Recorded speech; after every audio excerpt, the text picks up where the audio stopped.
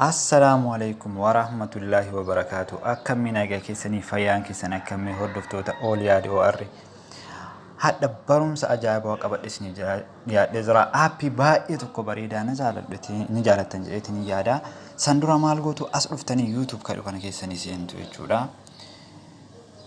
Haala kana yoo inni isinii baase dhuftanii bakka sarchii kana biratti ooliyaad OR jettanii ni barreessitu jechuudha. Fama ooliyaad OR jettanii akkana yoo barreessan haala kanaan isinii baasaa jechuudha. Dhuftanii viidiyoo kana jala ni tuttuu jechuudha. Haala kanaan yoo isinii baase maal gootu dhuftanii as bira tuttuu jechuudha. Subscribe bakka dhukana ni tuttuu. Achiin booda mallattoo tana tuttanii jechuudha. Notification isaan ni tuttuu. Achi all bakka itti tana ni tuttu jechuudha gubbaarra. Haala kanaan barumsa isiniif gadhiisu hundi isaayyuu isiniif gahaa. Likes ni gootu, shares ni gootu jechuudha. Kuno as bira isinii kaa jechuudha. As bira dhuftanii tuttanii jechuudha. Waan isinii gadhiisu hunda linkii aappii barbaadan achi bira tuttanii haala kanaan isinii baasa. Achi dhuftanii bakka kana tuttuu jechuudha. Bakka mala salphaadhaan waan barbaade isinii fiduu danda'a. Daawulood godhattaniitiin itti fayyadamuu dandeettu. Hordoftooti kiyyaa kun as biratti bakka daawulood dhukan argaa jirtanii miti as bira tuttanii jennaan daawulood isiniif ta'a. Haga barumsa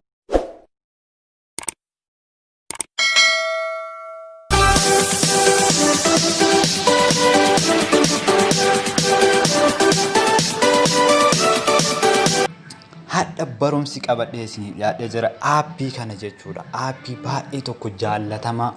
Namni baay'een install godhee namni meeqa addunyaa irratti baay'ee aappii beekamaadha itti fayyadamaa jiranii sa'aatii ammaa kana aappii haarawaa bakka illee isin jalaa hin fixu. Akkasuma immoo baasii guddaallee isin qarshiillee isin gaafatu.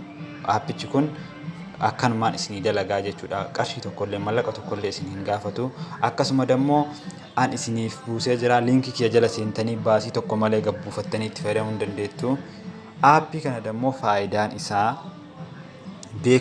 beksisa garagaraa YouTube irraan imo irraan osoo nu viidiyoo fa'aalaallee jennu nu rakkisu wanta garagaraa gisee mara bilbila keenya biiznoo harkaa godhu beksisa sanniin akka inni nurra hin seenne blookii nurraa godha jechuudha. Wanni takka nurra hin seenuu hin danda'u jechuudha. Wanni akka beksisaa kunniin jechuudha. Kuno aappiin sun isa kanaa jechuudha. Aappii kana mee waliin seenneetiniin ilaallaa jechuudha. Aappiin kun baay'ee jaalatamaadha. Akkaataa itti fayyadama isaa isinitti agarsiisa. Haala kanaan banamaa jechuudha. Anamma itti fayyadamaa jira waan ta'eef haala kanaan naaf banee jira jechuudha. Isin dammoo maal gootanii wanni isin gootan waan tokko waan salphaayitiin as bira bakka kana tuttuu jechuudha. Barreeffama itti isinii dhufaa as bira tuttanii yoo tan akkana isiniin jedhee barreeffama maana isin agarsiisaa kana yoo akkana isinii baasa isinii dalagaa jira jechuudha. Karaa lammaffaa kabiraa jechuudha. Gubbaa kanarratti illee akka qulfii wayii akkana mallattoo kan isinii fideetiin jedhe kuno haala kanaan isinii fidee jedhe dalagaa jira jechuudha. Kan biraa dammoo bakki isin laaluu qabdan kuno anama fakkeenyaaf beeksisa meeqanarraa qabee jira 100 fi kuno as bira argaartanii miti 162 narraa qabee jira. Beeksisa garagaraa kanarra seenu kan mallaqa kiyya fixuu deemu jechuudha. Yeroo an fayyadamu biizina godhu hunda beeksisa 162 muruu narraa qabe waan takka beeksisni isa bira hin taru jechuudha. Akkasuma dhuftanii kuno as biras bakka kanas argaa jirtu miti haala kanaan akka an godhe kana gootanii jechuudha. Aappiin kun baay'ee tokko baay'ee bareedaadha. Itti fayyadama mallaqa keessan isiniif qusataa jechuudha.